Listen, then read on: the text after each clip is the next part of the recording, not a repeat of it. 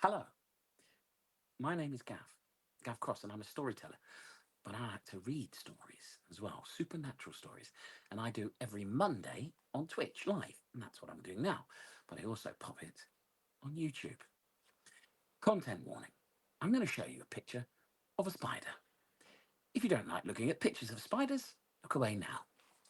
So I'm reading from Night Terrors, the ghost stories of E.F. Benson, who's a writer I greatly admire. And they're cold readings, so I'm looking forward to finding out what happens as much as you. Tonight, the story is called Catterpillars.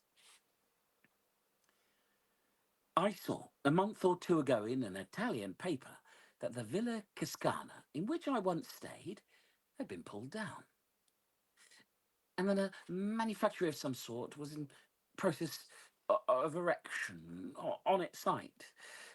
There's therefore no longer any reason for refraining from writing of those things which I saw myself, or I imagined I saw, in a certain room and on a certain landing of the villa in question, nor from mentioning the circumstances which followed, which may or may not, according to the opinion of the reader, throw some light on or be somehow connection with this experience. The Villa Cascana was, in all ways but one, a perfectly delightful house. Yet, if it were standing now, nothing in the world, I use the phrase in its literal sense, would induce me to set foot in it again. For I believe it to have been haunted in a very terrible and practical manner. Most ghosts, when all is said and done, do not do much harm. They may perhaps terrify, but the person whom they visit usually gets over their visitation. They may, on the other hand, be entirely friendly and beneficent. But the appearances in the Villa Cascana were not beneficent, and had they made their visit in a very slightly different manner, I do not suppose I should have got over it any more than Arthur Inglis did. The house stood on ilex-clad hill not far from Sestri de Levante on the Italian Riviera, looking out over the iridescent blues of that enchanted sea, while behind it rose the pale green chestnut woods that climb up to the hillsides till they give place to the pines that, black in contrast with them, crown the slopes. All round it, the garden in the luxuriance of mid-spring bloomed and was fragrant, and the scent of magnolia and rose, borne on the salt freshness of the winds from the sea, flowed like a stream through the cool, vaulted rooms. On the ground floor, a broad pillared loggia ran around the three sides of the house, the top of which formed a balcony for certain rooms of the first floor. The main staircase, broad and of grey marble steps, led up from the hall to the landing outside these rooms, which were three in number, namely two big sitting rooms and a bedroom, arranged en suite. The latter was unoccupied. The sitting rooms were in use. From these, the main staircase was continued to the second floor, where there were situated certain bedrooms, one of which I occupied, while from the other side of the first floor landing, some half dozen steps led to another suite of rooms, where at the time I'm speaking of, Arthur Inglis, the writer, the artist, and his bedroom and studio. Thus, the landing outside my bedroom at the top of the house commanded both the landing of the first floor and also the steps that led to the Inglis's rooms. Jim Stanley and his wife, finally, whose guest I was, occupied rooms in another wing of the house, were also where the servants' quarters were. I arrived just in time for lunch on a brilliant noon of mid-May. The garden was shouting with colour and fragrance, and not less delightful after my broiling walk up from the marina should have been coming from the reverberating heat and blaze of the day into the marble coolness of the villa. Only the reader has my bare word for this and nothing more. The moment I set foot in the house, I felt that something was wrong. This feeling, I may say, was quite vague, though very strong, and I remember that when I saw letters waiting for me on the table in the hall, I felt certain that the explanation was here. I was convinced that there was bad news of some sort for me, yet when I opened them, I found no such explanation of my premonition. My correspondence all reeked of prosperity. Yet this clear miscarriage of a presentiment did not dissipate my uneasiness. In that cool, fragrant house, there was something wrong. I'm at pains to mention this because, to the general view, it may explain that though I am, as a rule, so excellent a sleeper that the extinction of my light on getting into bed is apparently contemporaneous with being called on the following morning.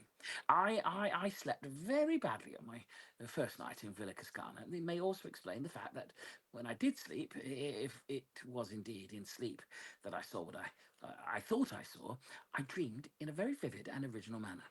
Original, that is to say, in the sense that something that, as far as I knew, never previously entered into my consciousness, usurped it then. But since, in addition to this evil premonition, certain words and events occurring during the rest of the day might have suggested something of what I thought happened that night, it would be well to relate them.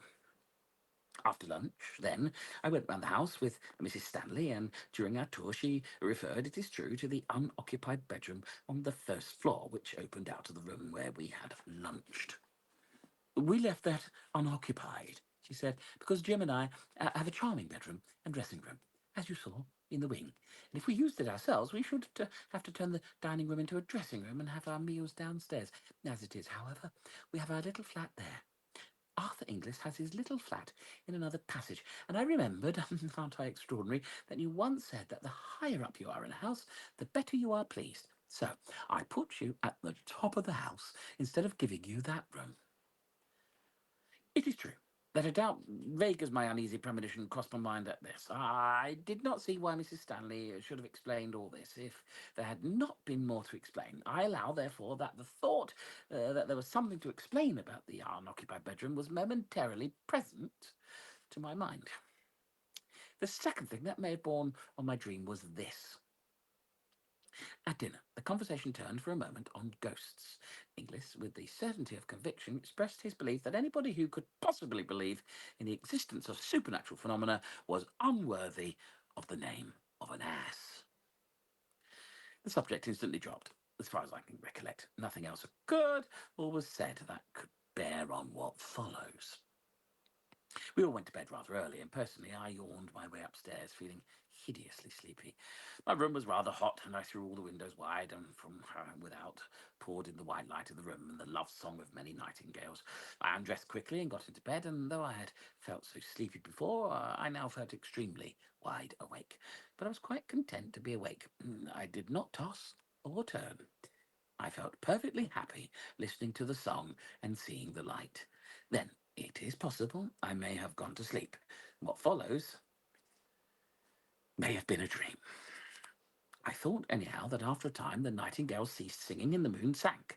I thought also that if for some unexplained reason I was going to lie awake all night, I might as well read. And I remembered that I'd left a book in which I was interested in the dining room on the first floor. So I got out of bed, lit a candle, and went downstairs. And I went into the room, saw on the side table the book I'd come to look for, and then, simultaneously, saw that the door into the unoccupied bedroom was open. A curious grey light, not of dawn nor of moonshine, came out of it, and I looked in. The bed stood just opposite the door, a big four-poster, hung with tapestry at the head. Then I saw that the greyish light of the bedroom came from the bed, or rather from what was on the bed, for it was covered with great caterpillars, a foot or more in length, which crawled over it. They were faintly luminous, and it was the light from them that showed me the room. Instead of the sucker feet of ordinary caterpillars, they had rows of pincers, like crabs, and they moved by grasping what they lay on with their pincers, and then sliding their bodies forward. In colour, these dreadful insects were yellowish grey, and they were covered with irregular lumps and swellings. There must have been hundreds of them, for they formed a sort of writhing, crawling pyramid on the bed. Occasionally one fell off onto the floor with a soft, fleshy thud. And though the floor was of hard concrete, it yielded to the pincer feet as if it had been putty. And crawling back, the caterpillar would mount onto the bed again to rejoin its fearful companions. They appeared to have no faces, so to speak, but at one end of them there was a mouth that opened sideways in respiration. Then, as I looked, it seemed to me as if they were all suddenly became conscious of conscious of my presence. All the mouths, at any rate, were turned in my direction, and the next moment they began dropping off the bed with those soft, fleshy thuds onto the floor, wriggling towards me. For 1 second of a paralysis, as if a dream was on me, but the next I was running upstairs again to my room, and I remember feeling the cold of the marble steps on my bare feet. I rushed into my bedroom, slammed the door behind me, and then I was certainly wide awake now. I found myself standing by my bed with the sweat of terror pouring from me. The noise of the banged door still rang in my ears, but as would have been more usual if this had been mere nightmare, the terror that had been mine when I saw those foul beasts crawling about the bed or dropping softly onto the floor did not cease them. Awake now, as if dreaming before, I did not at all recover from the horror of the dream. It did not seem to me that I had dreamed. Until dawn, I sat or stood, not daring to lie down, thinking that every rustle or movement that I heard was the approach of caterpillars. To them, the claws that bit into the cement of the wood or the door was child play. Steel would not keep them out. But with the sweet and noble returns of day, the horror vanished, and the whisper of wind became benignant again. The nameless fear, whatever it was smoothed out and terrified me no longer. Dawn broke, hueless at first. Then it grew dove-coloured, and then the flaming pageant of light spread over the sky. The admirable rule of the house was that everybody had breakfast where and when he pleased, and in consequence, it was not until lunchtime that I met any of the other members of our party, since I had breakfast on my balcony and wrote letters and other things till lunch. In fact, I got down to that meal rather late, after the other three had begun. Between my knife and fork, there was a small pillar of cardboard. As I sat down, Inglis spoke. "Do look at that," he said. "Since you're interested in natural history, I found it crawling on my counterpane last night. I don't know what it is." I think that before I opened the pillbox, I expected something of the sort which I'd found in it. Inside it, anyhow, was a small caterpillar, greyish-yellow in colour, with curious bumps and excrescences on its rings. It was extremely active and hurried about the box this way and that. Its feet were unlike the feet of any caterpillar I ever saw. They were like the pincers of crab. I looked and shut the lid down again. "No, I don't know it," I said, "but it looks rather unwholesome. What are you going to do with it?" "Oh, I shall keep it," said Inglis. "It has begun to spin. I want to see what sort of moth it turns into." I opened the box again and saw that those hurrying movements were indeed the beginning of the spinning of the web of its cocoon. Then Inglis spoke again. "It has got funny feet, too," he said. "They're like crab's pincers. What's the Latin for crab? Oh, yes, cancer. So, in case it is unique, let's christen it. Cancer inglissinesis." Then something happened in my brain, some momentary piecing together of all that I'd seen or dreamed. Something in his words seemed to me to throw light on it all. My own intense horror at the experience of the night before linked on to what he had just said. In effect, I took the box and threw it, caterpillar and all, out of the window. There's a gravel path just outside, and beyond it a fountain playing into a basin. The box fell on the middle of this. Inglis laughed. "So, the students of the occult don't like solid facts," he said. "My poor caterpillar." The talk went off again at once onto other subjects.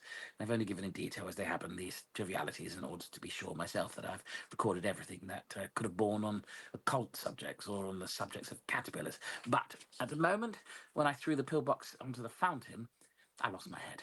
My only excuse is that, as it probably is plain, the tent of it was in miniature exactly what I'd seen crowded on the bed in the unoccupied room. And though this translation of those phantoms into flesh and blood, or whatever it is that caterpillars are made of, or perhaps to have relieved the horror of the night, as a matter of fact, it did nothing of the kind. It only made the crawling pyramid that covered the bed in the unoccupied room more hideously real.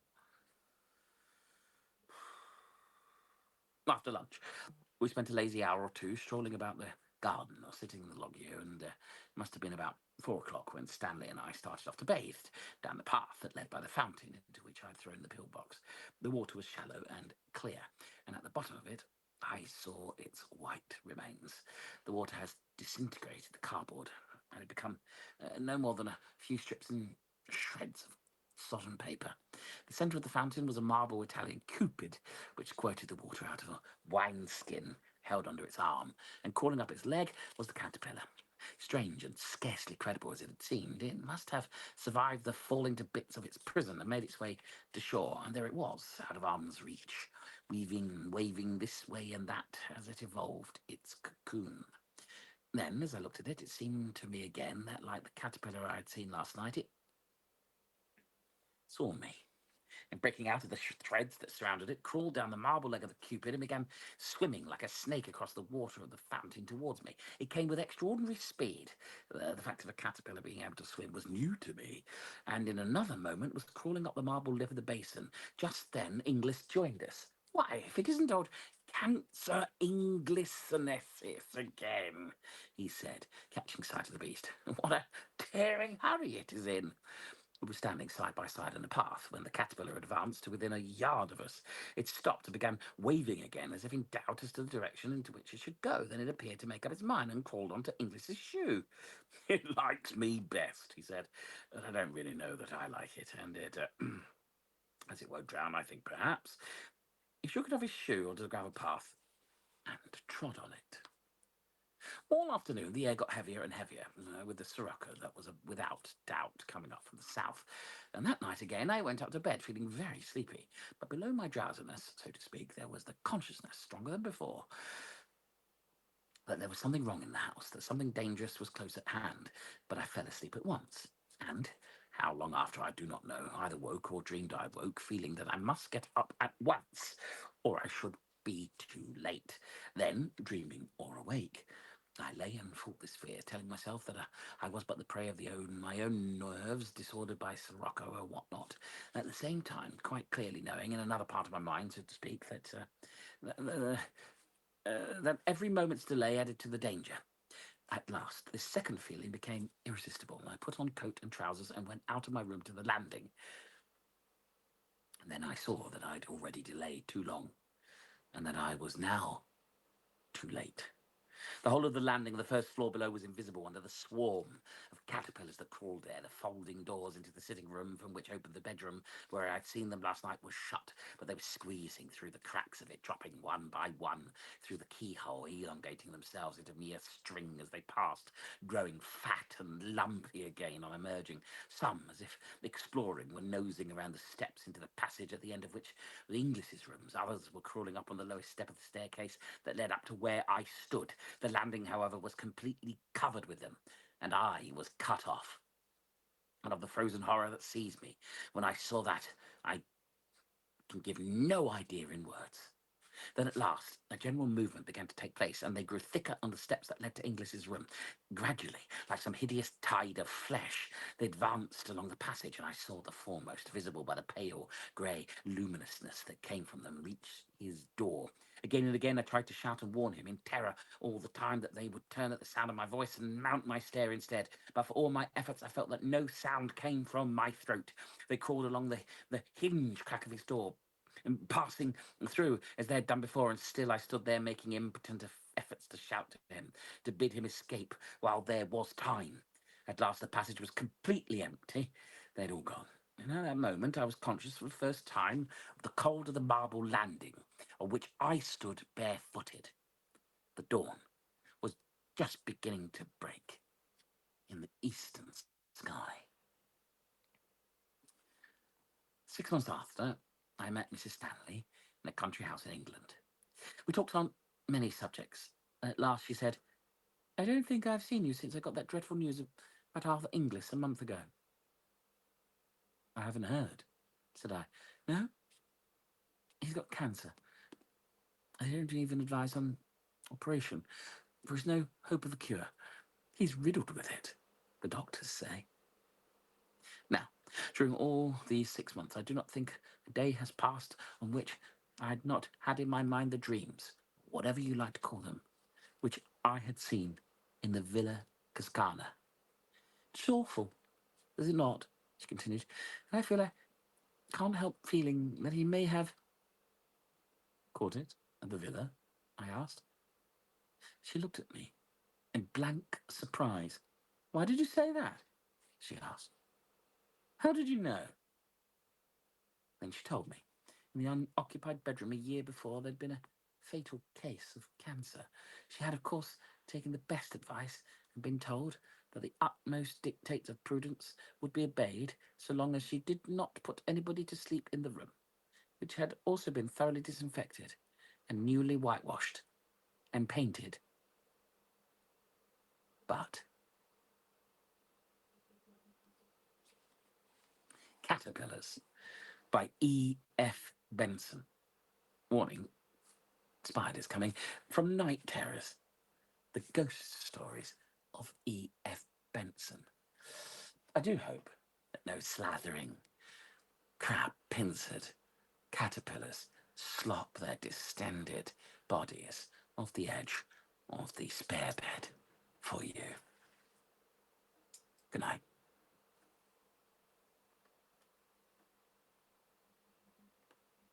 Take care.